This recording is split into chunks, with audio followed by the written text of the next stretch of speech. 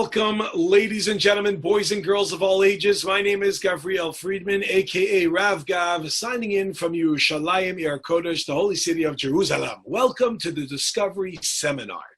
The Discovery Seminar is a world-famous seminar that's been going on for quite some time now. And what is the objective, the aim, the goal is to try to show that this holy book called the Bible, the Torah, that it actually came from God. So I'm going to let you guys be the judge of that, as you will see as we go on. So let's just jump right in. There are many classes in the Discovery Seminar. I'm going to be sharing one with you, which is known as the 7 Wonders of Jewish History. Okay, so let us begin. You know, there was a conversation which happened quite some time ago between two people, one by the name of Blaise Pascal and the other by King Louis XIV. This is in the 17th century, the 1600s. And King Louis was what's known as agnostic. I don't know, maybe there's a God, maybe there isn't a God. Blaise Pascal, though, you may know him from Pascal's theorem. If you know mathematics, it was a famous mathematician. Or Pascal's wager from philosophy. He was a Christian mathematician and philosopher, very much believed in a God. And he was the advisor of King Louis, and he was having these conversations. How do you know there's a God? This is how you know. How do you know? This is how. How do you know? This is how. So one day he's like, enough. Pascal, I want you to give me clear evidence of a supernatural force. So he says, you want clear evidence of a supernatural force? The Jews, Your Majesty. The Jews. What? A Christian philosopher speaking to an agnostic king telling us that you want to know clear evidence? That would be the Jews. What is supernatural about us? So how about let's take a look at our friend Mark Twain. And he says the following idea. Mark Twain states, the Egyptian, the Babylonian, and the Persian rose, filled the planet with sound and splendor, then faded to dream stuff and passed away. The Greek and the Roman followed and made a vast noise, and they are gone. Other people have sprung up and held their torch high for a time, but it burned out, and they sit in twilight now where it vanished. The Jews saw them all, beat them all, and is now what he always was, exhibiting no decadence, no infirmities of age, no weakening of his parts, no slowing of his energies, no dulling of his alert and aggressive mind. All things are mortal but the Jew. All their forces pass, but he remains. What is the secret of his immortality? What is supernatural about us? How about the fact that we exist? The fact that we're still here today? That's phenomenal. I don't know how many of you wake up in the morning, look in the mirror and go, supernatural. You probably look in the mirror, you probably go, supernatural. And then you realize it's your roommate. But the fact that we still exist is amazing. Let's take a look at another quote. I want you to picture someone named Leo. Do you know somebody named Leo? Picture a Leo. Picture a Leo. Is that what you are picturing? So there's a guy by the name of Leo Tolstoy. Nikolaevich, a writer, also not Jewish, who said the following idea. The Jew is the emblem of eternity. He who neither slaughter nor torture of thousands of years could destroy. He who neither fire nor sword nor inquisition was able to wipe up the face of the earth. He was the first to produce the oracle of God. He who's been for so long the guardian of prophecy and transmitted to the rest of the world. Such a nation cannot be destroyed. The Jew is as everlasting as is eternity. Now, my friends, another very heavy statement. The fact that we still exist today is phenomenal. Quite obvious. Just defies all logic. So we're going to try to show you today a little bit deeper, get a bit deeper in this. So we know we're supernatural. That's pretty amazing. But again, there's doubt. So we know there's two options. We have this book called the Bible. We have this book called the Torah. And the two options we have in front of you is that this book called the Torah either came from the divine or it came from an individual, a group of individuals. Now, what I'm going to try to show you is I'm going to try to show you that this book actually came from a group of individuals or a person. I'll even be that person for argument's sake. And I'm going to show you that this book is not divine, totally made up. No divinity, no God, no Torah. I mean, there's a Torah, but it's, you know, it is what it is, just a book, another bestseller. If I succeed, then we're going to have to change the Discovery Seminary from Discovery to Discovery Undiscovered. But if I don't succeed, foreshadow. Then maybe the reason I'm not succeeding, foreshadow, is because it actually did come from the divine, post-shadow. But again, you're going to be the judge. We're going to show a series of 7 prophecies, one after the next, that you yourself, again, I'll lay it out for you, are going to see, they not only do not make sense, they pretty much contradict each other. And yet they still come true, showing that, pointing in a direction, some pretty heavy evidence that indeed this book did come from the divine. But again, Let's for the sake of having some fun out there, I'm going to show you that it didn't. It actually came from an individual. I will be that individual, and I will start a religion. Okay, so I want you to try to imagine for a moment. Okay, try to imagine for a moment that there is no such thing as. Let's go back one more time. Sorry about that. And forward. Imagine for a moment. You never heard of this thing called Judaism or God or anything, and I come on the scene and I'm like, all right, ready, people? I'd like to start a religion. I'd like to start a religion. You say, okay, what is it? I say, I want to call it Judaism. Well, why Judaism? The cat named Judaism. Back off. Yeah, okay, great, fantastic, Judaism. But what's a religion without a prophecy? It's a religion without a prophecy. And I want to be a religion with a prophecy. So we got to up it a little bit. But we're going to start with a little bit of a prophecy, which is an intense, an amazing prophecy. And you guys will be the judges, whether you agree or not. Prophecy number one is that we are going to be an eternal nation. Everybody wants to be eternal, especially the older we get in life. We want to leave a legacy. We want to show people are part of something bigger than themselves. We are going to be an eternal nation. Where do we find this actually written in my book? So you take a look in Genesis chapter 17, verse 7. This is the first of my 5 books. I will establish a covenant between me and you and your descendants after you throughout their generations, an eternal covenant to be your God and the God of the descendants after you. What does eternal covenant mean? It means we're going to live forever. We're going to be forever. It's going to be eternal forever, a contract which will always be there. Or another statement which is found in Leviticus, the third of the 5 books, thus even while they are in the lands of their enemies, I will not reject or obliterate them, lest I break my covenant with them by destroying them. For I am the Lord their God. I will remember them because of the covenant I made with their original ancestors, whom I brought out of the lands of Egypt in the sight of the nations, so that I might be their God. So indeed we have found this idea of eternal nation, that we are going to be here forever. Okay, great. So far, so good. That's a great opener. That's a great beginning. I mean, you start rah, rah, rah. Now, if anyone here, though, has been involved in business before, you should be asking me one question. Try to imagine I offer you, you give me $1 million, and in 3 years' time, 3 years' time, I'll turn into $10 million. Are you in? So some people have this natural to say, no, too good to be true. Others say, yes, I want the money. Those who understand business let us say, what's your plan? What's your track record? What have you done? How do you plan to get this done? So I have an idea. We're going to be an eternal nation. So how am I going to guarantee we're going to be an eternal nation? Well, I have a plan. My plan is, people have their eternal, people have their places where they live, their national homelands, the different places where they live, and that's where they are. We're going to have an eternal national homeland. We're going to have our own little place that we will never leave. We'll never leave there. We'll stay there. We'll build there. We'll create there, and we'll just keep going. So that might be a logical progression. When you say, how am I going to guarantee that we're going to be here forever? The fact that we're going to have a land and we'll stay in that land. What if I told you, well, I have a plan. You want to know how I'm going to guarantee we're going to be an eternal nation? Simple. Next prophecy. I mean, come on. We're going to be exiled and dispersed. Exile and dispersion. Isn't that a great plan? And for those who are actually paying attention at this stage, you should be like, not exactly the most ideal of plans.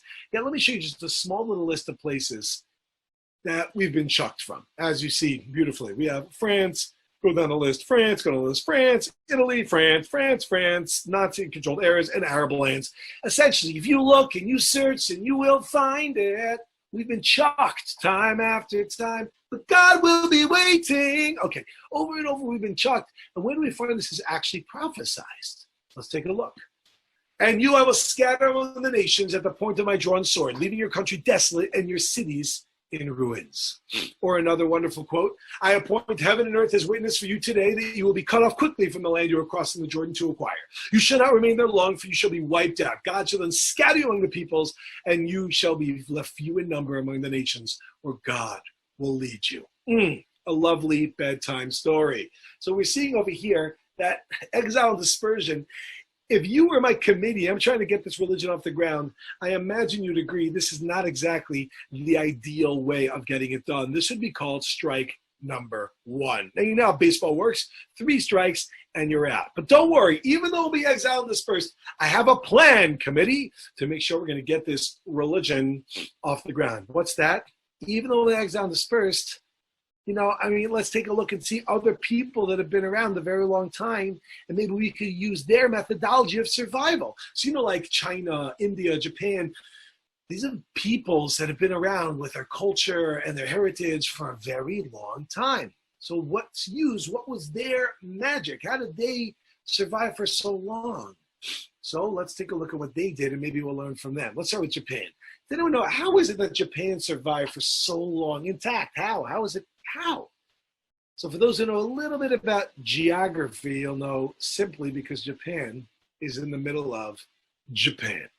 You see, if you want to go to Japan, you got to travel pretty far. Especially back in the day, you had to take boats. It wasn't so simple just to go to like Japan. It's like, hey, where are you going? I'm going to Japan. It doesn't work like that. You have to try. In the 1600s, I think it was, the Mongols tried twice to take over Japan, but there was a monsoon, a typhoon. It's just too hard to get there. To see, because Japan is in the middle of nowhere. So maybe we will use the same method of survival. And whatever our land that we find ourselves, we'll make our land in the middle of nowhere. And that's why we did that. We made our land in the middle of nowhere, right? Wrong.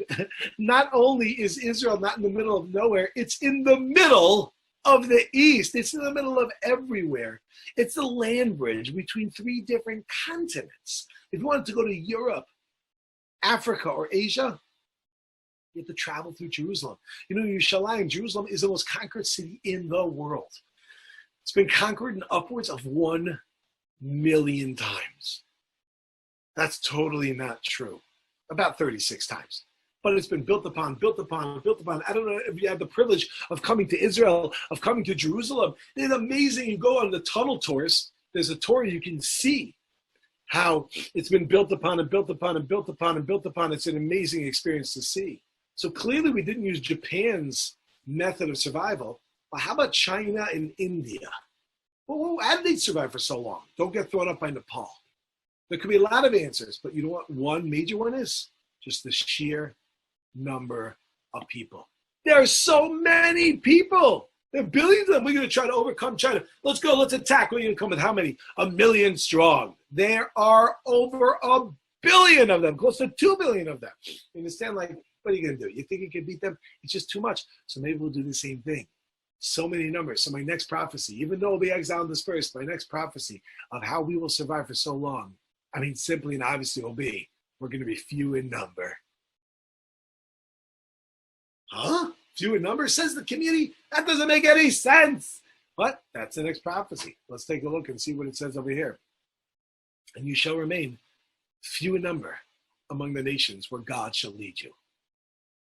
Wow, that's pretty explicit. Now, a lot of times people ask me, especially when they're in my class in person, they ask, but doesn't the Bible say that we're going to be as numerous as the stars of the heavens? That is a wonderful question. For that, I turn to the next quote. You shall remain few in number, whereas you could have become as numerous as the stars of the heavens because you would not obey the voice of the Lord your God. The fact that we exist, that's not contingent. We're going to be here. How many we're going to be, okay, that's contingent on a certain way of behavior. It's a little bit strange when we think about it. The first commandment in the Bible is be fruitful and multiply. Peru, Uravu, and Maluasaretz have lots of kids. We know the average secular couple has between 1.2 kids and a dog. I know what you're thinking. Where's the 0.2? Well, there you go. The average religious couple has between 14 and 36 children. Okay, I'm kidding. But, whatever, 7, 8, 9, 10 kids. Let's do the math. We are an ancient people. We have a high birth rate. We should have tons and tons of Jews. What's going on over here? Yet, how many Jews are there in the world today? Pretty crazy. If you take a look at the following, you'll see. There was a census done. Don't get caught up by the exact grid over here going up. It's a depiction of you'll see what I mean. In 200 BCE, there was a census done where they found that there were between 30 million Chinese people in the year 200 BCE. In the year 200 BCE, there was a census done, and they found that there were between approximately 30 million people in China.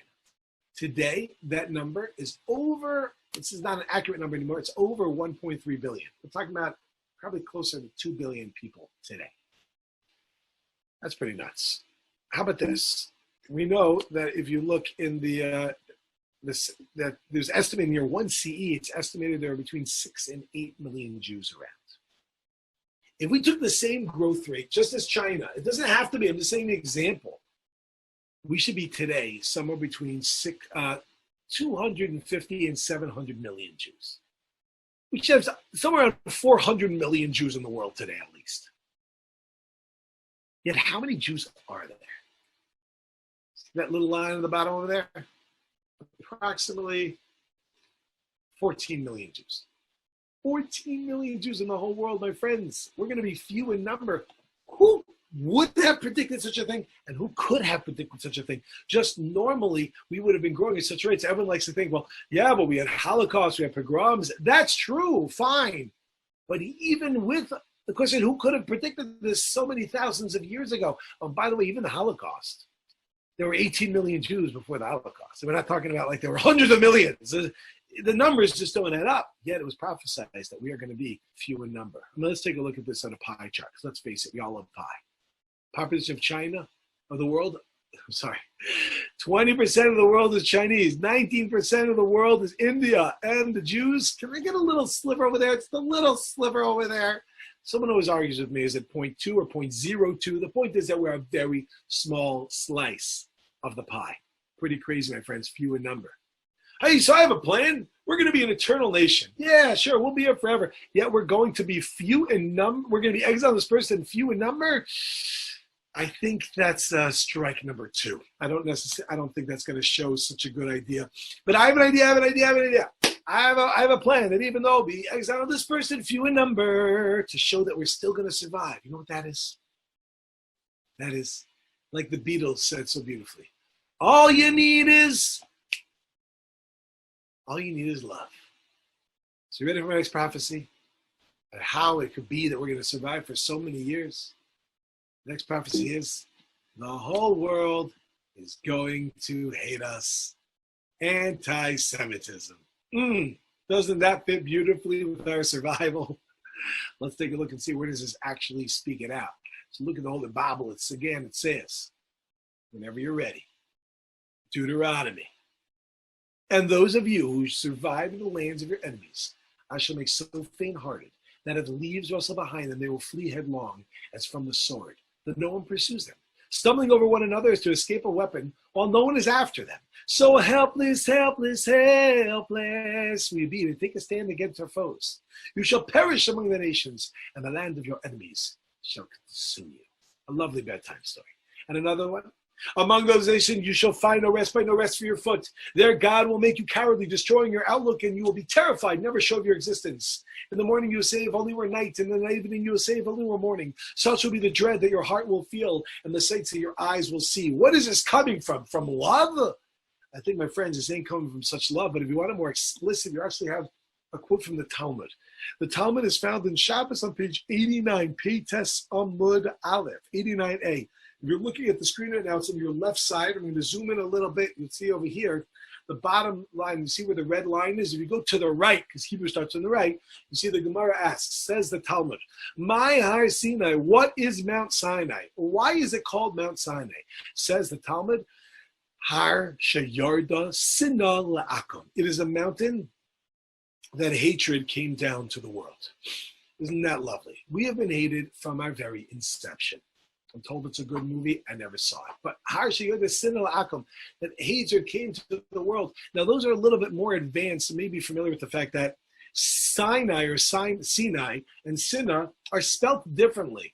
However, one of them actually is Aramaic and one is Hebrew. The word for hatred in Hebrew is Sinna. In Aramaic, it's actually Sinna with spelled like Sinai, is like Sinai. Nonetheless, we find that we've been hated from our very existence. Now, you don't really need me to be able to break this down, because anyone who's not living under a rock knows something pretty crazy. If you hate black people, now that took a weird turn, didn't it? It didn't. Relax. If you hate black people, what are you called if you hate a black person? You are called a racist. If you hate white people, what are you called? A racist. If you hate Arabs, what are you called? A racist. A lot of people like to say Islamophobe. Islamophobia means a fear of. So Islamophobia means fear of, but not hatred.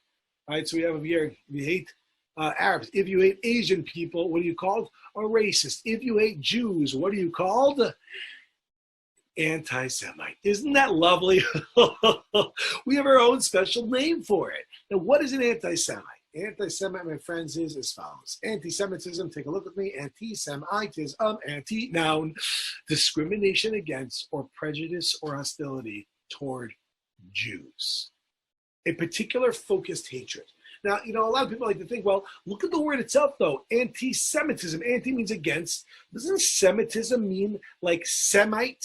We know that Noah had 3 sons. He had a son named Shem, a son named Cham, and a son named Yafes. Shem, Cham, and Yafes. So what does Semite come from? Semite comes from the word Shem. If you're from Shem, you are a Semite, from the son of Noah.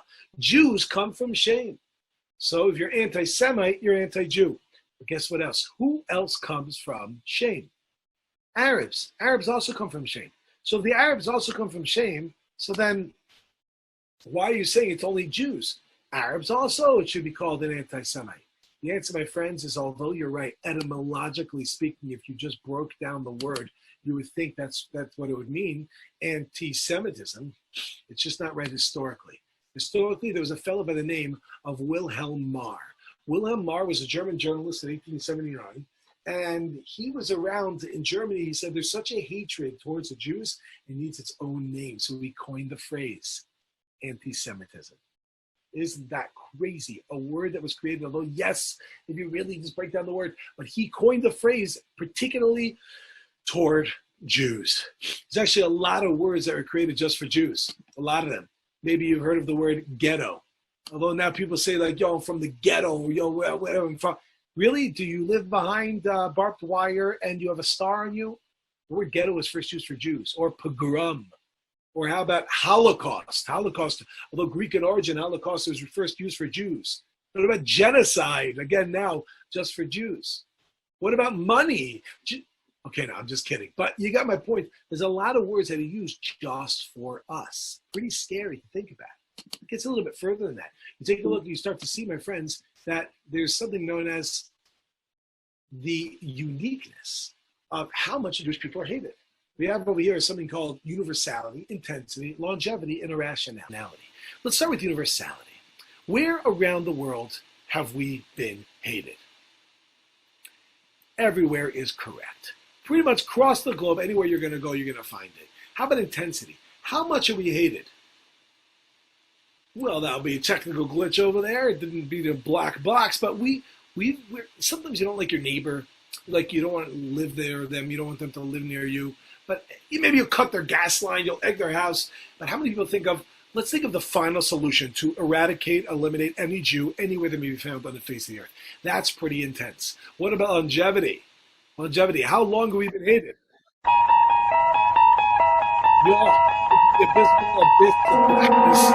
Since the very beginning of the world, we have been hated. Longevity, and how about irrationality? What's amazing is that you could ask 2 people the same question, or maybe even one person twice. Why do you hate Jews? You know why? Because they're so rich. I can't stand how rich they are. And like they don't have any money. You know what I'm saying? Like how they're poor. And because they're beautiful and ugly, different, the same, powerful, weak, dominant, passive, leaders, followers, social capitalists, archaic, modern, conservative, radical, or my favorite. I can't stand those religious fanatics. They're such atheists. Because the way it works, my friends, is every generation blames a Jew before. If there's a problem, we are the scapegoat. There will always be that doesn't matter what it was, we're blamed from across the spectrum in every generation. It's pretty nuts. It's just kind of irrational. And you take a look at that together, it's pretty crazy. But I think the number one study on anti-Semitism was ever done was done by a Professor Cohen. Now, depending on when you're seeing this presentation, whether it's as I'm giving it or it's in 100 years from now, you may not know who this is and just skip over it. But if you do know, there's a professor by the name of Professor Cohen. For those who know who this is, you know. For those who don't, this is a fellow by the name of Sacha Baron Cohen. He is a Jewish actor and comedian, I guess, personality who lives in England. And he made a lot of different characters. This one is known as Borat, where he created a character where he basically does a lot of ideas that are quite anti-Semitic. And Why does he do it? So firstly, he makes a lot of money, made a lot of money doing it.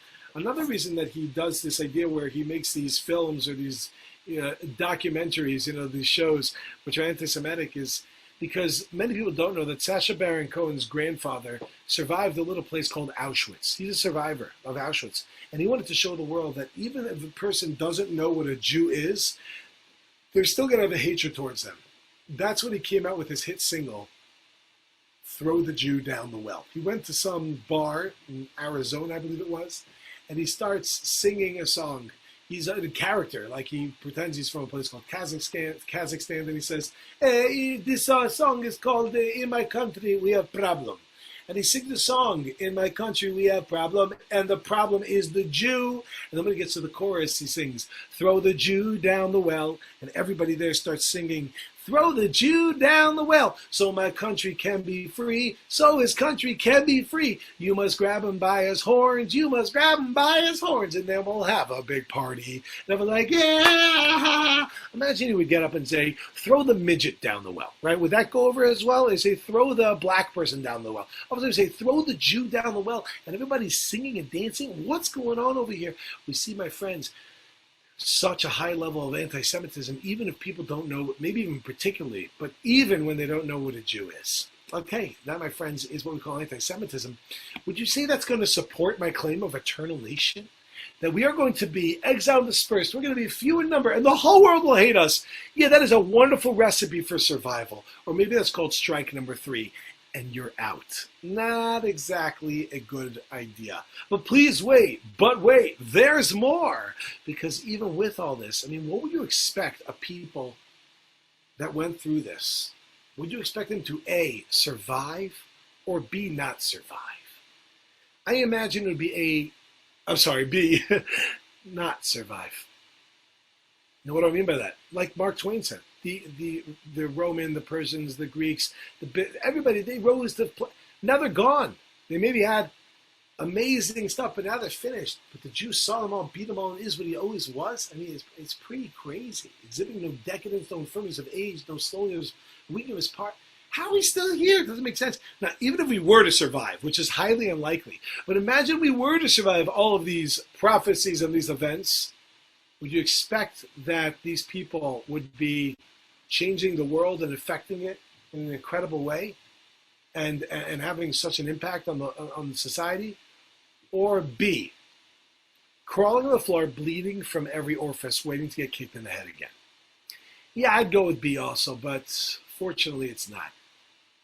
The next prophecy we have is called, we are going to be a light unto the nations. We are going to affect the world in an incredible way. Really? We're going to be a light to the nations? We're going to affect the world? What does that even mean? Let's take a look and see. Where do we find the prophecy?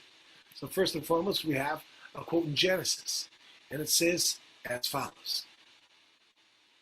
I will make you into a great nation. I will bless you and make your name great. You will become a blessing, and I will bless those that bless you and curse those who curse you. Through you, all the communities of the earth shall be blessed. Or how about this next quote from Isaiah? I, the Lord, have called you in righteousness, and will hold your hand and keep you. And I will establish you as a covenant of the people for a light unto the nations. That's pretty explicit. How about this next one? For behold, darkness shall cover the earth, and a thick darkness the nations. But God will shine upon you. Nations then go by your light, and kings by your radiant illumination. Are we going to have an impact on the world? Oh, you better believe it. And how we impact on the world?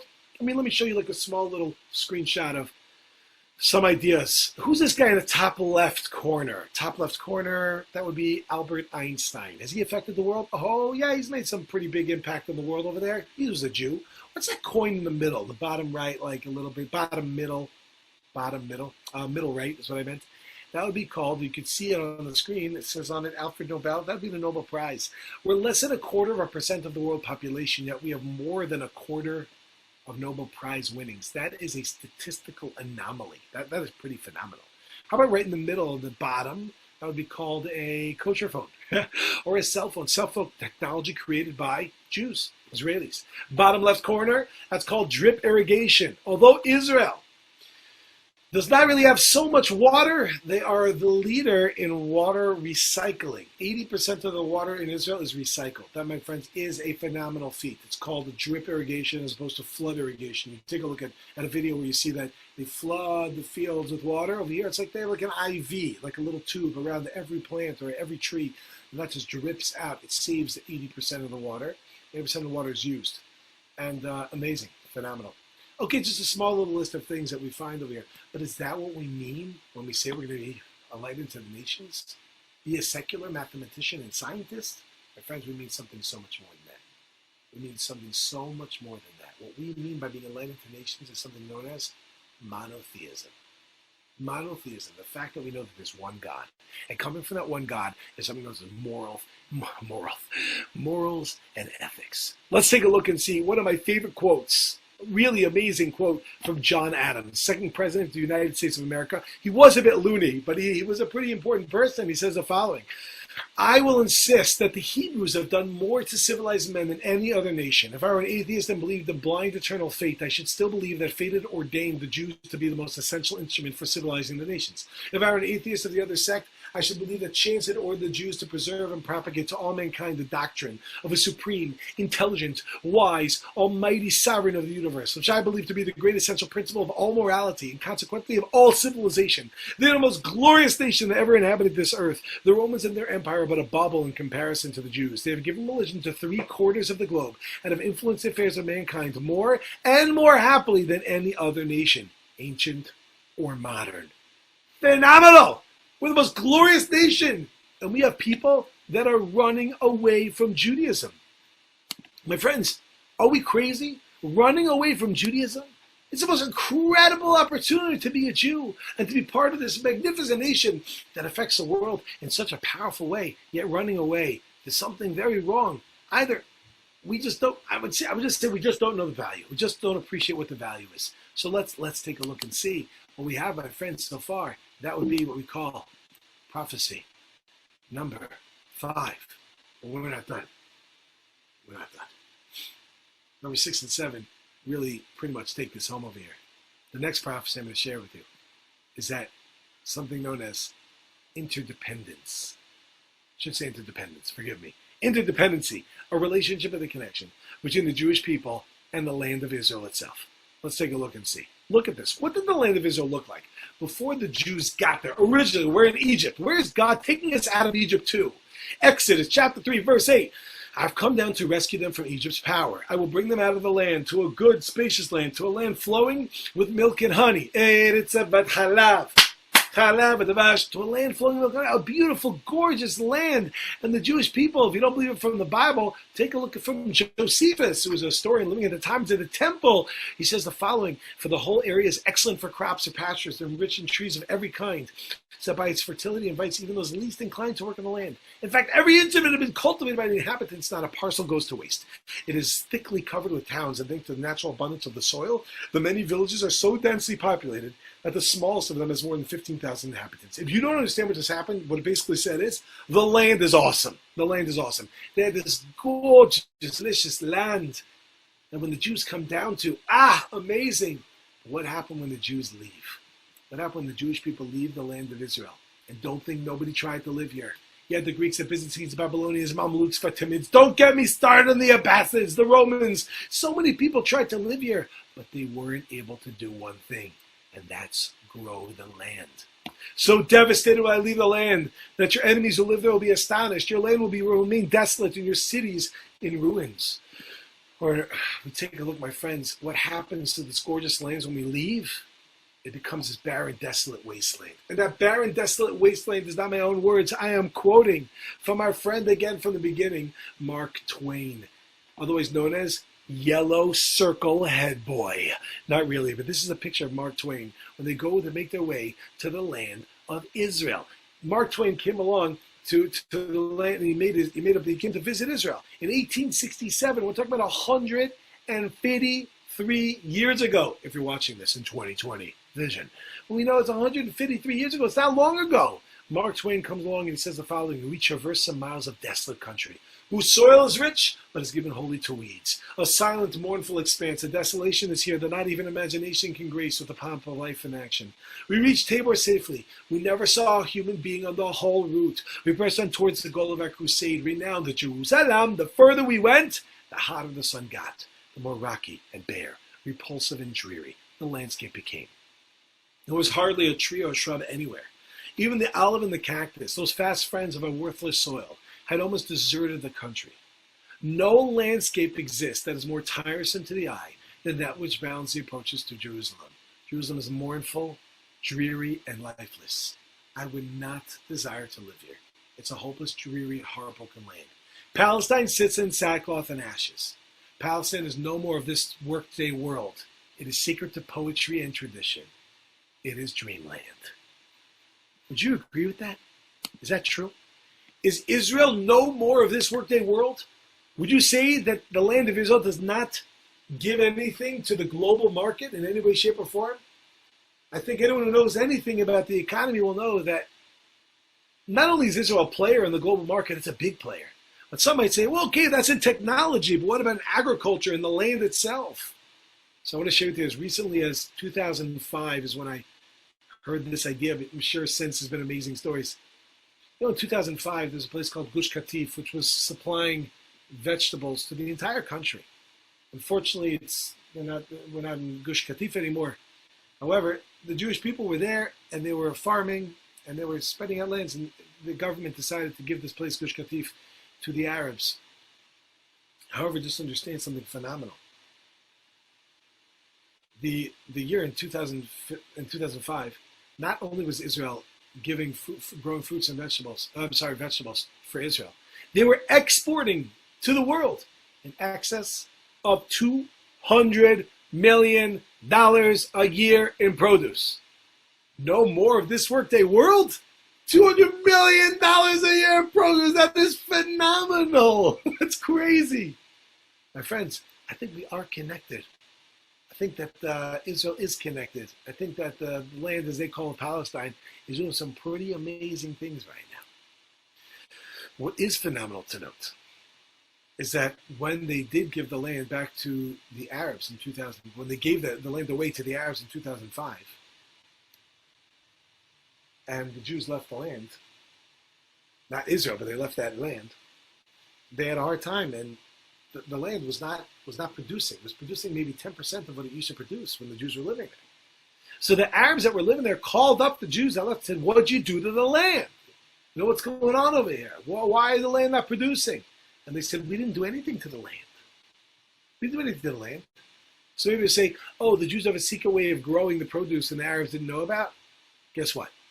The very same Arabs that were living there and trying to grow the stuff were the same Arabs that were being employed by the Jews to work there before they had to give away the land. So we see there's a relationship between the Jewish people and the land of Israel. That is a pretty fascinating idea, where around it starts to grow. If not as much. I mean, this is something crazy is going on over here. So I think that this idea of Mark Twain, listen, it made sense then, but it ain't dreamland anymore. If you think about how phenomenal that is, try to imagine the Native Americans. They're living in America, and white man arrives. What do you think? What happens? So the chief calls everyone together, and he says, land, when white man arriveth, do not sprout vegetation or herbs of any kind. Remain barren, desolate, remain a wasteland. Little chief, small bear, big river, let's go. And we know, from the moment the Native Americans left America, it has remained a barren, desolate wasteland. But that's simply not true. We've built it up to this amazing country, it's a superpower of the world, second only to Amazon. You start to see that even though maybe they had some sort of connection with the land, that's only when they're there, but when they leave, it's not there anymore. The Jewish people have a connection with their land. When we're there, it grows and not, it stops. Interdependence, a relationship between the land and the people. But last but not least, my friend, the last prophecy, return again,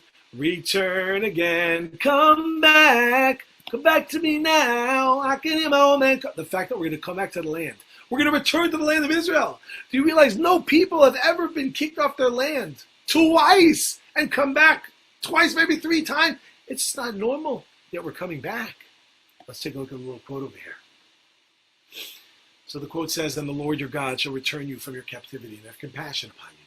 He shall return and gather you from among the nations, and the Lord your God will bring you into the land that your fathers inherited. You will acquire it, and he will make you even more prosperous and numerous than your fathers.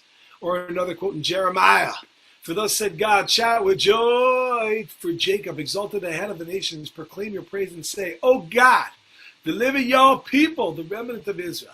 Behold, I will bring them back from northern lands and gather them from the ends of the world. That is amazing. We're going to come back to the land of Israel. Crazy. And the Jews start to make their way back. What was the percentage, the population of Jews living in Israel in the year 1900? Anyone know percentage-wise of Jews? Take a guess. It's right there up on the screen. About 0.5% of the Jewish people were living in Israel in the year 1900.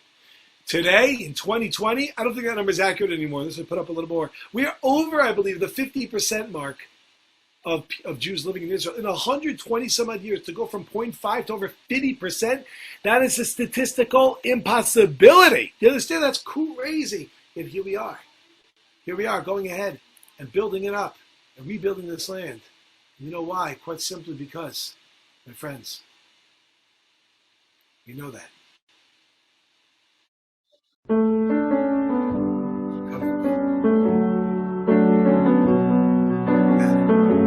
make any disruption happen, Jewish people should have come back and built it up. It was nothing. It was barren. It was desolate. If you were to tell your great-grandparents you're going to be visiting Israel or living in Israel and learning about Judaism, they'd say, that's crazy. That doesn't make any sense.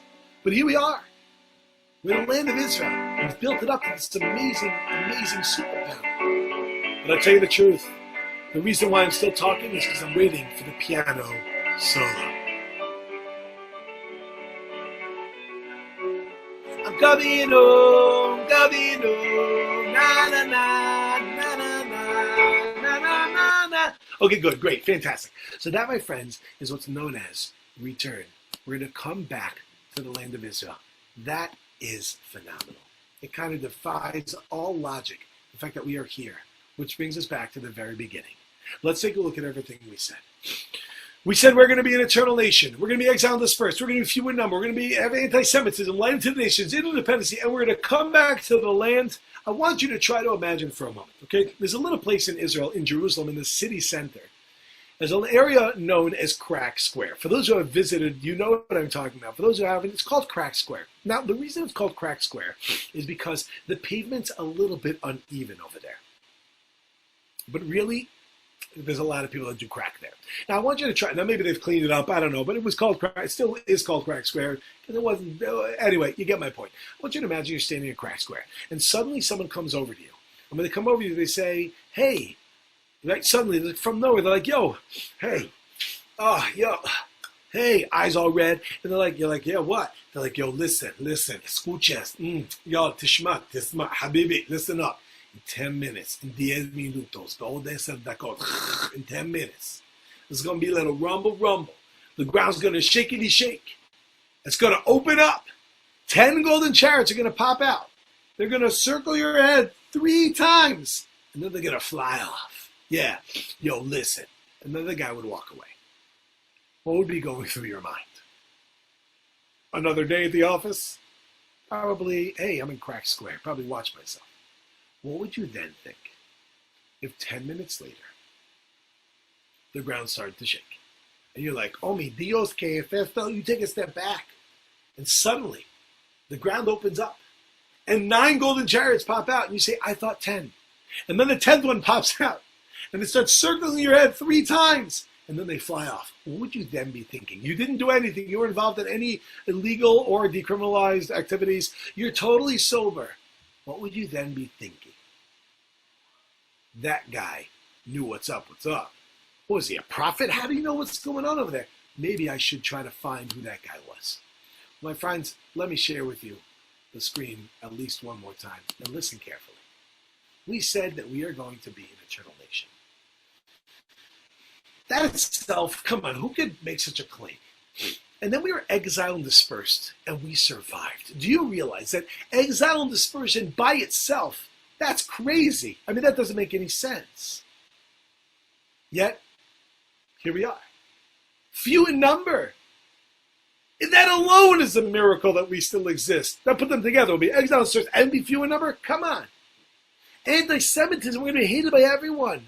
That alone is a phenomenon that we still exist. It doesn't make sense. I put them together. We're going to exile and disperse, few in number, and everyone's going to hate us. And we're going to be a light to the nations. Come on. And we're going to love our land. It's going to love us. And we're going to come back to the land. I mean, does that make any sense? That, my friends, is phenomenal. You know, the ground opening up and 10 golden chariots flying over your head 3 times and going away, that's phenomenal. But what puts it above and beyond? The fact that it was predicted. Exile and dispersion, few in number, anti-Semitism, led into the nations, interdependence, return. Each one of those is phenomenal by themselves. Put them together, it don't make no sense. But what puts it above and beyond? The fact that it was all predicted beforehand. My friends, I want you to take a good look at this one last time and understand what we're talking about here. When Blaise Pascal said, you want to know something, evidence of a supernatural force, the Jews, Your Majesty, the Jews. History is the barometer of truth. We get to take a look. Hindsight is 2020. We're in the year 2020. We get to look back. Then they didn't need to prove it because they lived with the fact that there was a God and they experienced it. But maybe now, through bumps and bruises along the way, we've lost it. But when we look back now, we get to see, oh my goodness, who would have predicted such a thing? Who could have predicted such a thing? Eternal nation, exile dispersion, few in number, anti-Semitism, light to the nations, and dependency in return. My friends, this, I believe, is some pretty heavy evidence to show that the hand that wrote this book could not have been an individual group of individuals. Foreshadow. But rather, the hand that wrote this book is none other than the hand of the divine, the hand of what we call God. Thank you so much for joining us. And please, feel free to continue looking at other presentations that deal with the Discovery Seminar, other resources. Thank you so much once again. This is Rav Gav, signing out from Yerushalayim Yer Kodesh. Bye-bye.